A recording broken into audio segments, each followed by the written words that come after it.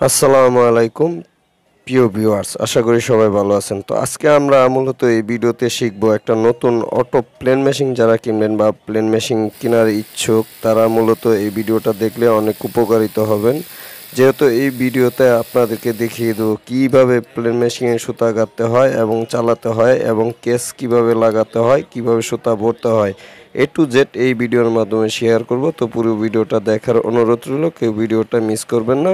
এই ভিডিও দেখলে 100% আপনারা সুতা গাঁথতে পারবেন। তো পুরো ভিডিওটা দেখার অনুরোধ রইল। তো সর্বপ্রথম আমরা দুইটা সুতা নিয়ে নিছি।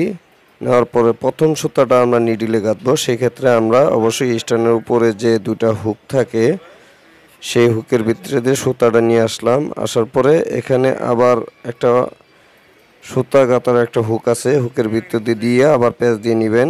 এখানে মূলত 3টা ছিদ্র থাকে, সেক্ষেত্রে একটা প্যাঁচ হবে, সুতাটা ঢুকবে 3টা ছিদ্রতে। তারপরে টেনশন নপের উপরে একটা ছিদ্র আছে, সেখান থেকে আমরা সুতাটা ঢুকিয়ে নিলাম।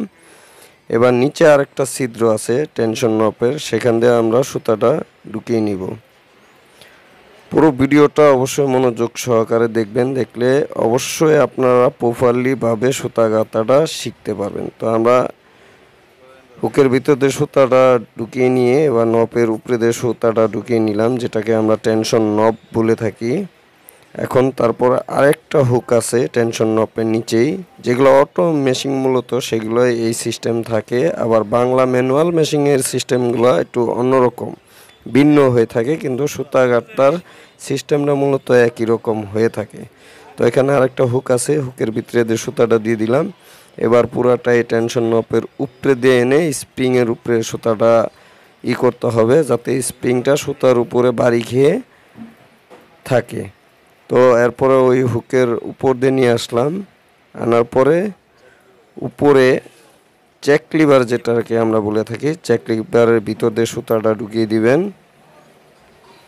তো দেখতেই পারতেছেন ভিডিও স্ক্রিনে কীভাবে আমরা চেক লিভারের ভিতর দিয়ে সুতাটা ঢুকিয়ে নিয়ে এবার হুকের ভিতর দিয়ে সুতাটা আনতে হবে দ্বিতীয় হুকের। এবার আরেকটা হুকের ভিতর দিয়ে সুতাটা নিয়ে আসবেন।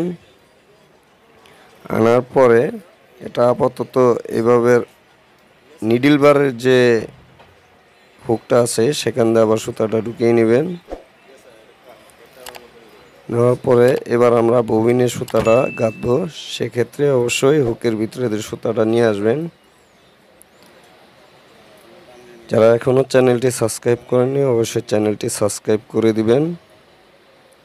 ভালো ভালো ভিডিও পাওয়ার জন্য অবশ্যই চ্যানেলটি সাবস্ক্রাইব করে রাখবেন। তো আমরা ববিনের যে টেনশন নব আছে তার সামনে একটা হুকের ছিদ্র থাকে, সেখান দিয়ে এবং দ্বিতীয় হুকের ভিতর দিয়ে টেনশন নপের ভিতরে দিয়ে সুতাটা লাগতে হবে। এখন আমরা ববিনটা লাগিয়ে নেব। তো দেখেন ববিন কিভাবে লাগাতে হয়। এখন সুতাটা একটু প্যাঁচ দিয়ে নেবেন। নেওয়ার পরে এখন আমরা এই সুতাটাকে হাত দিয়ে ধরবো, ধরার পরে মেশিনের সুইচ দিব। তো সুইচটা কোন জায়গায় থাকে অবশ্যই ভিডিওর লাস্টে আমরা দেখিয়ে দিব। এখন আমরা ববিনটা ভরে নিব। তো ববিন দেখতেছেন কিভাবে ঘুরতেছে আর সুতাটা ভরতেছে।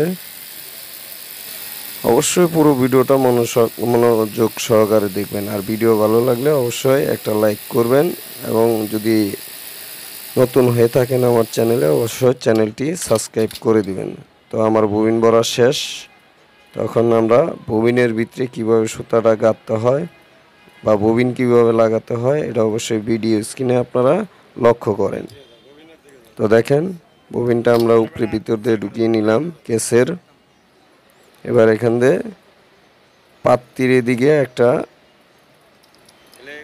জায়গা থাকে, সেখান থেকে অবশ্যই সুতাটা বের করে নিতে হবে। তো দেখতেই পারতেছেন আমরা কিভাবে সুতাটা বের করলাম। এবার পাত্তিটা উপরের দিকে টান দিয়ে ববিন কেসটা লাগাতে হবে। তো আমরা ববিন কেসটা লাগিয়ে নিলাম। এবার মেশিন উঁচা করে আপনাদেরকে দেখিয়ে দিব যে হুকের কোন জায়গায় ববিন কেসটা লাগাতে হয়। তো দেখেন আমরা কোন জায়গায় ববিন কেসটা লাগিয়েছি। তো দেখতেই পারতেছেন আমরা পুরো ভিডিওতে আপনাদের বোঝানোর স্বার্থে সেক্ষেত্রে মেশিনটা উঁচু করে দেখিয়ে দিলাম কোন জায়গায় হুকের ভেতরে ববিন কেসটা বসে। তো আমরা মেশিন নামিয়ে নিলাম। তো এবার সুতাটা গাঁথবো। ভিডিওটা একটু লং, যেহেতু একটা লোক যদি কথা বলে সেক্ষেত্রে ভুলভ্রান্তি হতে পারে, তো ক্ষমার দৃষ্টিতে দেখবেন। তো আমরা সুতাটা যেহেতু মেশিনটা উঁচা করছি সেক্ষেত্রে সুতাটা বেরিয়ে গেছিলো, আবার হুকের ভিতরে দিয়ে আমরা সুতাটা নিয়ে আসলাম। এবার নিডল বারের ভিতরে যে হুকটা থাকে সেখান দিয়ে অবশ্যই সুতাটা দিয়ে নেবেন, নাহলে সুতা কাটার সম্ভাবনা থাকে বা সুতাটা বাড়ি খাবে বেশি, সেক্ষেত্রে স্কিপ করার সম্ভাবনা থাকতে পারে। তো আমরা নিডলের সুতাটা গেঁথে নিলাম। তো এবার নিডলটা নিচের দিকে, অবশ্যই ডাইন দিকে আপনারা সবসময় প্যাচ দিবেন সামনের দিকে, যাতে পিছনের দিকে যদি দেন সেক্ষেত্রে কিন্তু উল্টা ঘুরবে, আর সামনের দিকে দিলে ভাও ঘুরবে। সেক্ষেত্রে আমরা ঘুরিয়ে সুতাটা উঠিয়ে নিলাম। তো আমরা এখন একটা গার্মেন্টস শিলাবো। অবশ্যই দেখবেন যে কিভাবে আমরা সুতা গেঁথে সেটা অবশ্যই সুইং করতেছি আপনাদের সামনেই। তো দেখতেই পারতেছেন আমরা কত সুন্দরভাবে স্মুথলি সুইং করতেছি, সেলাই কোনো সমস্যা নেই, দেখতেই পারতেছেন। অবশ্যই নতুন হলে চ্যানেলটি সাবস্ক্রাইব করে দিবেন। আপনারা সাবস্ক্রাইব করলে বা ভালো কোনো কমেন্ট করলে আমাদের অনেক ভালো লাগে। যারা নতুন মেশিন কিনতেছেন তারা অবশ্যই এই ভিডিওটা দেখলে উপকৃত হবেন ইনশাল্লাহ, আশা করি। তো দেখতেই পারতেছেন আমরা পুরোটা কাজই সেলাই করে নিচ্ছি। তো আমার সেলাই করা শেষ। তো দেখেন কত সুন্দর সেলাই হয়েছে, দেখতেই পারতেছেন আমরা